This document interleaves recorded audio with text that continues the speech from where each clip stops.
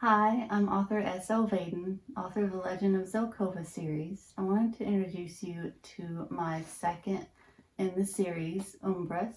One good thing about this book is that you don't have to read the first one, Elementum, to understand the second one.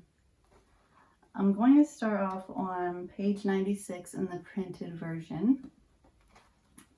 Zelkova's feet carried her down to the dungeons, which was thankfully empty.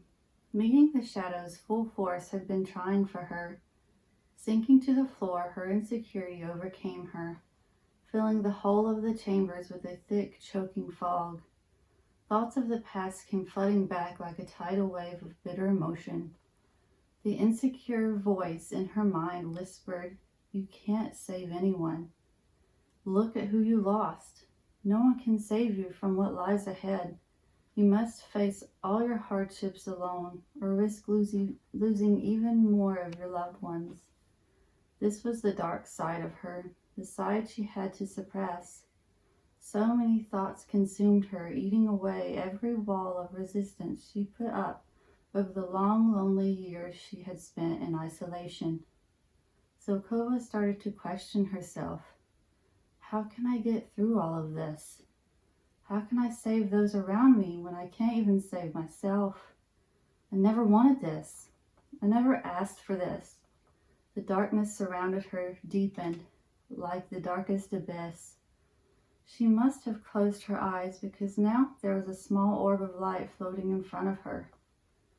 Zelkova reached out to touch it, but when she did, her hand was on a flat stone, just like the one at Brenton. In a blink of an eye, she found herself in another place.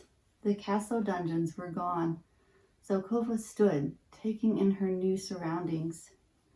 The landscape was a vast desert, something she'd never seen before despite her connection with the land. What trees and bushes had once grown there were long dead, filling the air with the stink of decay. There was no sign of life, at least not as far as the eye could see. She started walking, the dry, hard dirt mixed with loose sand underfoot. As Zelkova walked up a slight hill, she realized where she was. Lingnum, near what used to be the Forbidden Forest. One lone tree stood among twigs that were once budding trees. Past it was the mountain she had called home. Everything was a barren wasteland. A storm brewed in the distance. Above the mountain, a bright light flashed, and lightning hit the tree in front of her. Seconds later, a loud clap of thunder shook the surrounding area. She had never experienced thunder or lightning before. Storms were rare in Elementum because the elementals controlled everything, keeping everything in balance, which meant this elemental was in chaos. I hope you enjoyed this small clip. For more information, go to slvaden.com. This book is also available on Amazon, ebook and paperback. Thank you. Take care.